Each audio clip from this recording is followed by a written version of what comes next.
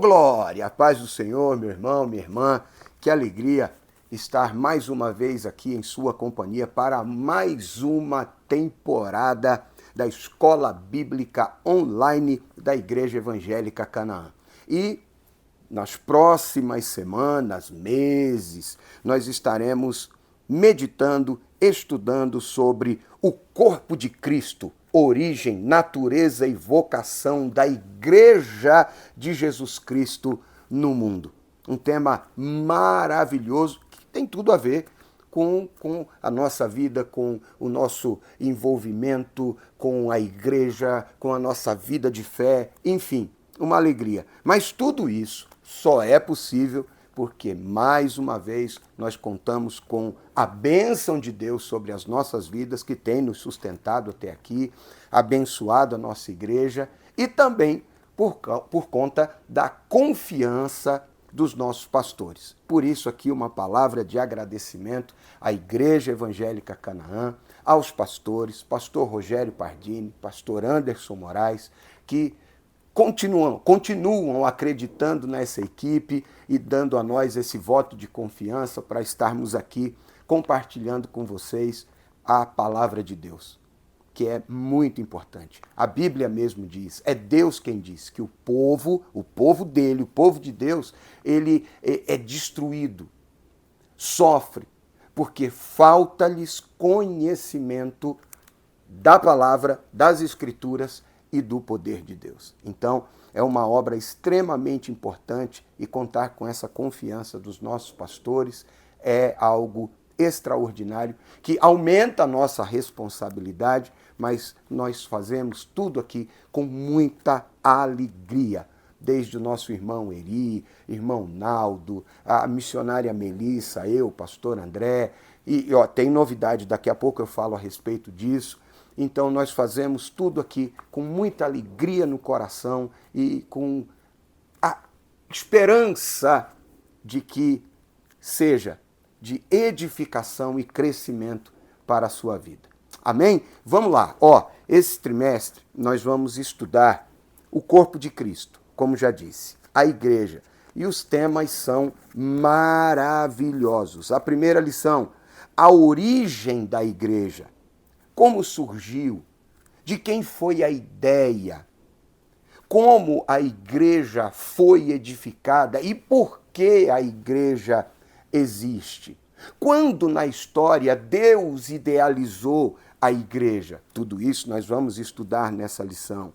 Nós vamos estudar também imagens bíblicas da igreja, as pré-figuras ou figuras da igreja na antiga aliança, no tempo dos Atos dos Apóstolos, até chegar os nossos dias, a natureza da igreja, a igreja e o reino de Deus, porque a igreja ela existe com um propósito e tem um princípio, meio e fim, que são Jesus, e que nos tem como objetivo nos levar até o reino de Deus. Então, a igreja e o reino, a missão da igreja, será que a igreja foi constituída para que apenas desse origem às denominações e cada povo, cada tribo ficasse restrita ao seu nicho? Qual é, de fato, a missão da igreja? Pregar prosperidade? Onde estiver o seu tesouro, aí está o seu coração, a prosperidade financeira, ou o céu, ou evangelizar, ou as missões, ou ganhar almas. Nós vamos estudar a respeito disso. Igreja, organismo e organização. Igreja como corpo de Cristo, igreja como organização, CNPJ, trazendo isso para os nossos dias, o ministério da igreja, a disciplina da igreja, porque a igreja tem uma disciplina, tem regras, e essas regras são regidas pela palavra de Deus, norma de conduta e ética cristã, Bíblia Sagrada, palavra de Deus. O batismo, primeira ordenança da igreja, o batismo em águas. A ceia do Senhor, a segunda ordenança, fazei isto todas as vezes que vos reunirdes, que comerdes e beberdes em memória de mim. O culto da igreja cristã, qual a liturgia, como deve ser a liturgia? Obviamente que por tantas denominações, cada igreja tem a sua liturgia peculiar, particular, mas existem elementos que transcendem, não é? Então, qual é o culto da igreja? O papel da pregação no culto: emocionar as pessoas, fazer com que as pessoas sintam arrepios, com que... Qual é o papel da pregação? É trazer a palavra, instruir na palavra, pela palavra, despertar a fé, estimular a fé, levar as pessoas à consciência do pecado, do juízo, da justiça de Deus através da pregação e da atuação do Espírito Santo através da mesma? Qual é o papel da pregação no culto? O poder de Deus na missão da igreja. Temos uma missão, temos algo a realizar em nome de Deus, para Deus, em nome de Jesus. Mas isso deve ser feito através do poder de Deus. Afinal de contas, a Bíblia é quem diz: eis que vos dou poder. Poder para quê? Para quê? No ide está lá implícito. Por quê e para quê o poder do Espírito Santo foi disponibilizado à igreja? Então nós vamos, durante esse trimestre, estudar todos esses temas que são extremamente interessantes. O comentarista desta lição é o pastor José Gonçalves, um teólogo pentecostal de extrema relevância nos nossos dias e que certamente trouxe aqui a nós um conteúdo de muita edificação para a minha e para a sua vida. Mas, como diriam os irmãos, para não ficar só nas minhas palavras, eu vou dar aqui uma passada na primeira lição para vocês verem que é sensacional. E daqui a pouquinho eu vou falar com vocês sobre as novidades que teremos na sequência desta... que legal! Nesta nova temporada da Escola Bíblica da Igreja Evangélica Canaã. Amém? A origem da igreja. O texto áureo diz o seguinte aqui, em Atos dos Apóstolos, capítulo 2, versículo 38. E disse-lhes Pedro: arrependei-vos, e cada um de vós seja batizado em nome de Jesus Cristo para perdão dos pecados, e recebereis o dom do Espírito Santo. Verdade prática: a igreja é a família de Deus, comprada com o sangue de Jesus Cristo e selada com o Espírito Santo. Glória a Deus. Uma rápida leitura do Novo Testamento é suficiente para percebermos o que a igreja é de fato e que importância ela tem.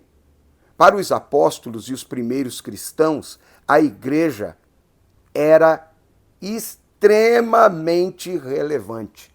Olha o que diz o apóstolo Paulo. Paulo denomina a igreja em 1 Timóteo 3,15 como coluna e firmeza da verdade. Está aí a importância da igreja. Pedro chama a igreja de nação santa, de povo adquirido, nação eleita, geração eleita, melhor dizendo. Extraordinário. E nesta lição e nas demais que virão, mostraremos o que a Bíblia de fato revela sobre a igreja de Deus. Uma visão que há algum tempo já vem sendo muito distorcida. Muitos têm visto a igreja de muitas maneiras, menos da maneira que a Bíblia apresenta. E é isso que esta lição busca resgatar, trazer uma visão bíblica da igreja de Jesus, que deve ser bíblica na terra.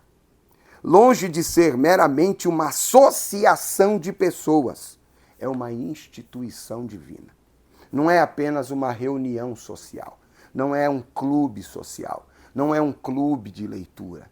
é algo que nasceu no coração de Deus. Ó, para você ter uma ideia, no Antigo Testamento, o termo usado mais próximo do que é igreja hoje, a primeira vez que ocorre é em Deuteronômio capítulo 4, versículo 10, que é a palavra hebraica kahal ou kahal, e é usado para se referir a um ajuntamento do povo de Deus debaixo do antigo pacto, da antiga aliança, como era no Antigo Testamento.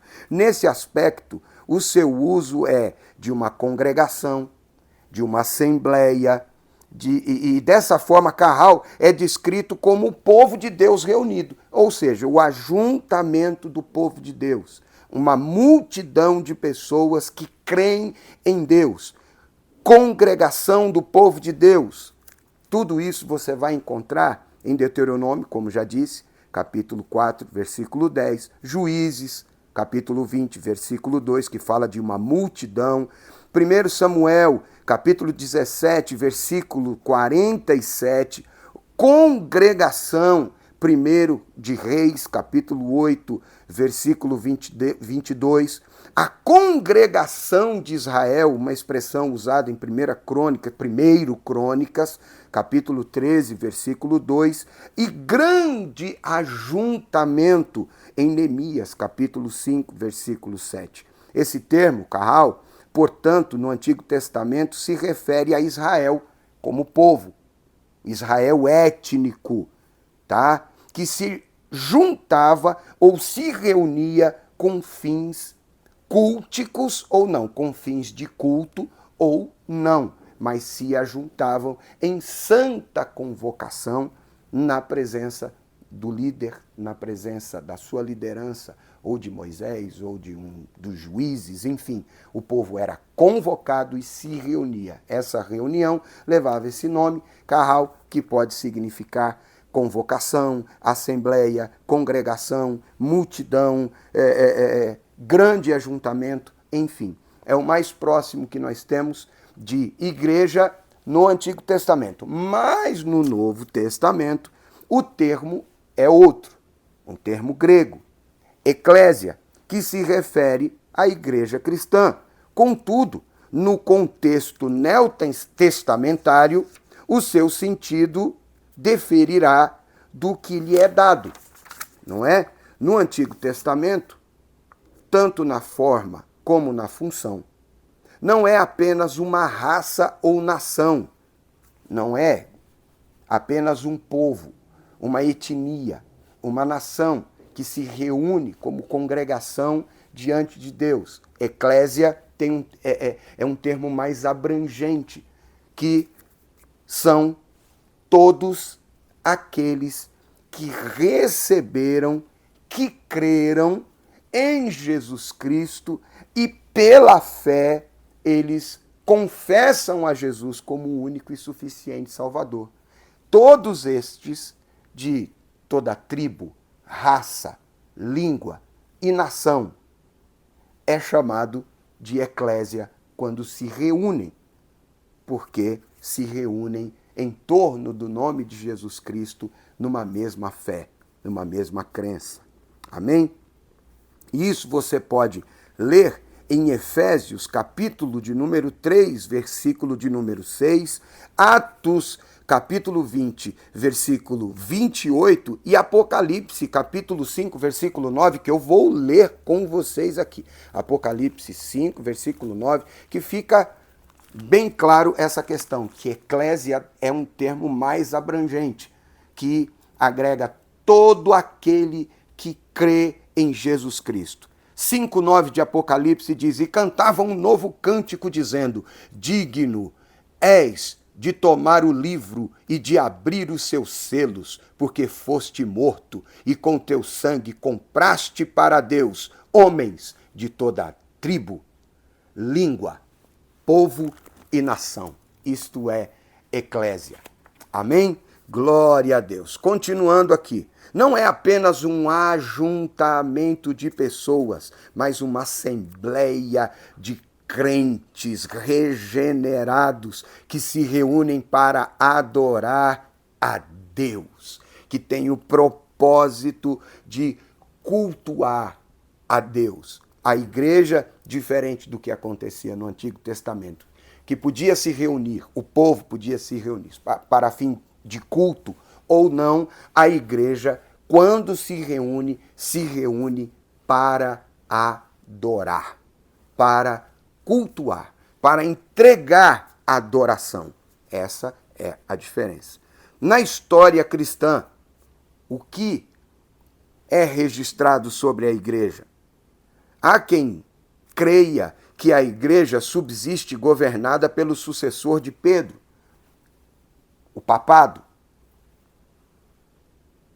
Evidentemente, a tradição protestante rejeita esse conceito, visto que ela não reflete o contexto do Novo Testamento, tá? Porque a figura do sucessor do apóstolo, Pedro, não aparece. A Bíblia não diz. Então, nós cremos de maneira diferente. A igreja subsiste de outra maneira. E de que maneira? Vamos lá. Após a reforma, no século XVI, a tradição protestante procurou dar um sentido bíblico e mais preciso a respeito do que uma igreja é de fato. Tá? Em uma grande denominação protestante histórica, a igreja é definida como, olha só que interessante, a igreja é definida como uma congregação local de pessoas regeneradas e batizadas após a profissão de fé. Por outro lado, de acordo com um documento de uma grande denominação pentecostal, entendemos a igreja como o corpo de Cristo, a habitação de Deus, através do Espírito Santo, com divinas nomeações para cumprimento da sua grande comissão, onde cada crente nascido do Espírito Santo é parte integrante da grande Assembleia Universal da Igreja dos Primogênitos que estão inscritos no céu. Glória a Deus! Quer conferir isso? Leia Efésios, capítulo 1, versículos 22 e 23, capítulo 2, versículo 23 e Hebreus, capítulo 12, versículo 23. Você está percebendo que essa lição é muito rica e muito importante para nós entendermos de fato a igreja. Olha só, a igreja como criação divina, a igreja como um ideal de Deus. A igreja é algo que Deus pensou, que Deus idealizou. Olha só o que diz o comentarista. Desde a eternidade, a igreja estava no coração de Deus e foi idealizada por ele, tá? Em sua essência, ela é um projeto divino, como também Deus os elegeu nele, em Cristo, antes da fundação do mundo, para que fôssemos santos e irrepreensíveis diante dele em amor. Efésios 1:4. Ele elegeu antes da fundação do mundo. Olha que coisa extraordinária isso. A igreja, o plano da salvação, através de Jesus Cristo e da igreja, já fora idealizado antes da fundação do mundo. Pedro fala isso em 1 de Pedro, capítulo 1, versículos 18 a 21. E Jesus fala isso a João em Apocalipse 13, verso 8. Jesus é o Cordeiro de Deus que foi morto, entregue desde a fundação do mundo. O mistério de Deus. Então, quando nós lemos isso, antes mesmo que Deus na eternidade dissesse haja luz, o plano da salvação já havia sido desenhado, idealizado. Então, antes do haja luz, houve cruz. O plano da salvação já havia sido traçado. Que coisa extraordinária. Na carta aos Efésios, o apóstolo Paulo fala de um mistério que estava oculto. Capítulo 3 de Efésios, versículos 3 a 6. Este mistério que fora revelado era exatamente a igreja. Na mente de Deus, portanto, a igreja já existia. Então a igreja não é ideia de homens, como alguns dizem. A igreja não é sustentada por homens, como diz alguns. A igreja continua de pé, porque Deus é quem a sustém e a sustenta. A igreja tem atravessado séculos de perseguição, de injúrias, de calúnias, de tentativas de descredibilizá-la, mas ela permanece de pé porque está firmada em Deus. E Jesus, ele enfatiza isso. Quando ele diz, sobre esta pedra edificarei a minha igreja, Mateus 16, 18, ele não está dizendo que edificaria sobre Pedro, que é um fragmento de rocha, mas sim sobre ele. Em Jesus, a igreja que fora comprada com seu próprio sangue seria edificada. Por isso, nós pentecostais cantamos um hino muito que eu particularmente gosto muito. É o mundo perseguindo e a igreja de pé. É o mundo se curvando e a igreja de pé. A igreja permanece de pé porque ela é uma ideia de Deus fundada em Jesus Cristo, a pedra principal de esquina, e por isso está de pé. Amém? A igreja no Pentecoste é mais um tema desta lição. Depois do Pentecostes, Lucas destaca que todos os dias acrescentava o Senhor à igreja aqueles que se haviam de salvar. Atos 2:47. Dessa forma, a igreja que existia apenas no coração e na mente de Deus se tornava uma realidade concreta e ele mesmo acrescentava todos os dias o número daqueles que haveriam de crer para a salvação. É o Espírito Santo derramado, e quando o Espírito Santo é derramado no Pentecoste, após a ressurreição de Jesus, é que essa igreja começa a tomar forma, a tomar corpo. Aí aquela discussão, aonde a igreja foi inaugurada, nós acreditamos que no dia do Pentecoste ela começa a tomar forma. Louvado seja Deus. Mais um tema muito relevante, que é a igreja como a comunidade dos salvos, os regenerados pelo sangue. No Pentecostes, o apóstolo Pedro disse, arrependei-vos e cada um de vós seja batizado em nome de Jesus Cristo para perdão dos pecados. Com esta palavra, o apóstolo estava dizendo como se dá o ingresso de uma pessoa à igreja. Como? Como? Arrependei-vos e cada um seja batizado para perdão dos pecados. Esse é o ingresso da pessoa à igreja de Jesus Cristo. Tá? Então, arrepender, primeiro passo. Para isso é preciso que haja a consciência do pecado. E essa consciência do pecado vem através da pregação e da atuação do Espírito Santo, que convence o homem, a mulher, do pecado e da justiça de Deus. A partir daí, essa pessoa crê, confessa, batiza-se, é batizada nas águas em nome de Jesus, ou em nome do Pai, do Filho e do Espírito Santo, para perdão dos pecados, e então ela faz parte do corpo de Cristo, cuja cabeça é Ele mesmo, o Cristo, a igreja de Jesus. Com essas palavras, então, a igreja é uma comunidade cristã formada por pessoas regeneradas que fizeram uma pública confissão de fé. Essa pública confissão de fé e regeneradas, nos últimos tempos, tem sido algo, no mínimo, negligenciado. Porque não se discipula, não se ensina, não se instrui, não se tem arrependimento, não se tem confissão de pecados, afinal de contas, pecado é o quê? O que é pecado para você não é pecado para mim. Eu creio em Jesus, nada me impede de ser batizado e de fazer parte da igreja. não é este o parâmetro que a Bíblia apresenta. E eu vou repetir o texto que li. Arrependei-vos cada um de vós, e cada um de vós seja batizado em nome de Jesus Cristo, para perdão dos pecados.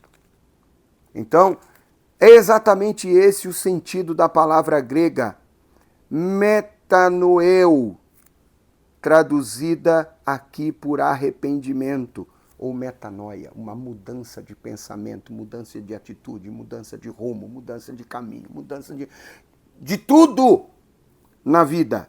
Significa mudança completa de mente. Assim, a igreja é formada por pessoas que estavam no pecado, a caminho da condenação eterna, mas que, graças ao Evangelho, tiveram suas vidas transformadas. Isso é igreja. A reunião de pessoas que tiveram as vidas transformadas. Perfeitas, não. Impecáveis, não. Mas que reconhecem a cada dia que necessitam da palavra do Espírito Santo, do perdão, para continuarem buscando e sendo abençoadas por Deus até o grande dia do arrebatamento. Continuando aqui, olha, mais um ponto muito importante na lição e nas lições que estaremos meditando ao decorrer das nossas aulas. Mas por falar nisso, uma pausa aqui. Eu preciso dizer para vocês que essa temporada temos muitas novidades. Vamos ter uma presença mais efetiva dos nossos irmãos, telespectadores, internautas, com perguntas, com intervenções, não é? E isso pode acontecer nas ruas da nossa cidade ou ao final dos nossos cultos. Vai ter alguém aí te abordando, um irmão, um nosso repórter, que estará te entrevistando, fazendo uma pergunta, trazendo você aqui mais pertinho da gente, participando da Escola Bíblica Online da Igreja Evangélica Canaã. Outros sim, professores, novos professores, temos surpresas, ainda não vou anunciá-los, mas os irmãos fiquem sabendo, nessa temporada não teremos apenas a minha participação e da missionária Melissa Massuda. Teremos outros obreiros conosco aqui, homens capacitados, que estarão compartilhando conosco esse importante conteúdo. E por falar nisso, nós temos uma participação de um deles aqui. Quem vem lá? Missionária Melissa, fala com a gente. Paz do Senhor, pastor André, paz do Senhor, meus irmãos. Estou aqui me preparando com a nossa nova revista, que está com conteúdo maravilhoso, com muitos ensinamentos. Vai ter muito aprendizado através dessas novas lições. E eu estou aqui ansiosa para estar aí no estúdio com vocês. Deus abençoe, pastor André. Ô glória, na bênção missionária, glória a Deus. Estão todos ansiosos pelas novidades que vêm aí. Mas vamos continuar aqui, ó, selados pelo Espírito Santo. Já foi dito que a igreja teve sua origem no dia do Pentecoste, por meio do Espírito de Deus. Por meio do Espírito de Deus, somos batizados no corpo de Cristo. A igreja, então, passamos a fazer parte dela. Deixa eu fazer uma pausa aqui. Por que somos pentecostais? Porque queremos tomar para nós as festas judaicas? Não, irmão. Não. Algumas pessoas entram na nossa transmissão, da nossa escola, que é aberta para todo o público, para todos os irmãos, inclusive de outras denominações. Não é um trabalho só da Igreja Evangélica Canaã, mas tem como objetivo primeiro, sim, os nossos irmãos, como a Bíblia diz, os domésticos da fé. Mas outras pessoas que não têm assim tanta familiaridade e gostam de polemizar, é porque vocês dizem que são pentecostais. O Pentecoste é uma festa judaica. Tudo bem, nós entendemos isso e nem queremos nos apropriar de nada. Nós só dizemos que somos pentecostais porque acreditamos que ali, no dia de Pentecostes, com o derramamento do Espírito Santo, em que todos foram cheios do Espírito, quando foram vistas línguas repartidas de fogo, e que eles, cheios do Espírito Santo, começaram a falar em novas línguas e pregar, ali começou a igreja. E também porque cremos nesses dons do Espírito Santo, cremos neste mover do Espírito Santo que teve início no dia de Pentecostes. Só por isso. Tá bom? E é isso que o apóstolo Paulo diz em 1 Coríntios, capítulo 12, versículo 3. Pois todos nós fomos batizados em um espírito, formando um corpo, quer judeus, quer gregos, quer servos, quer livres, e todos temos bebido de um espírito. Tá bom? Encerrando aqui, porque hoje é só uma prévia do que nós teremos nessa nova temporada. O batismo de Cristo e o batismo no Espírito Santo, nós vamos estudar. O apóstolo Pedro, que exortou os presentes no dia de Pentecoste a se arrependerem, também disse: recebereis o dom do Espírito Santo. Atos 2, versículo 38. Assim podemos afirmar que Cristo batizou os crentes com o Espírito Santo e com fogo, um batismo de capacitação, enquanto o Espírito os batizou no corpo de Cristo, um batismo de iniciação, formando a igreja. Amém? Concluindo e dando um até logo. Nessa lição, nós vimos de maneira muito resumida como surgiu a igreja, fundada por Jesus Cristo. A pedra não é Pedro. A pedra não é Pedro. Entendeu? A pedra é Jesus Cristo. Ela existiu primeiramente no plano de Deus até se estabelecer no Novo Testamento, após a morte e ressurreição de Cristo e infusão dos crentes, dos cristãos, no corpo de Cristo por meio do Espírito Santo. A igreja, portanto, não foi idealizada por homem algum, nem tampouco fundada sobre teses humanas. Tá? Isso precisa ficar muito claro, porque tem se acentuado nos últimos anos uma discussão muito chata até. Vocês sabem do que eu estou falando, mas não foi nenhum reformador. Por mais excelentes que tenham sido esses homens, não foram os reformadores, não foram os grandes vultos do passado, nem Lutero, nem Armínio, nem Calvino, nem Savonarola, enfim, nenhum desses homens. A igreja é fundada por Cristo Jesus. Ele é o sustentáculo da igreja. Ele é a cabeça da igreja. Ele é o sustentáculo da igreja. Por isso, é um grande privilégio fazer parte desta igreja, que é o corpo de Cristo. Tá bom? Olha só, isso aqui foi só uma introdução e nós esperamos vocês para a continuação desta importante lição. O corpo de Cristo, origem, natureza e vocação da igreja no mundo. E não perca, não fique de fora, compartilhe, chame alguém. Tenho certeza que todos nós seremos muito edificados através da palavra de Deus. Vamos orar? Vamos agradecer a Deus? Senhor Deus, em nome de Jesus, eu quero te agradecer por este espaço, por essa importante iniciativa da Igreja Evangélica Canaã e dos nossos pastores, pastor Rogério Pardini e Anderson Moraes. Agradecer pela vida dos nossos irmãos, todos da equipe, o irmão Eri, que encabeça esse time de trabalhos. a missionária Melissa, os novos obreiros que eu ainda não anunciei os nomes, mas que estaremos aqui anunciando e compartilhando desse espaço.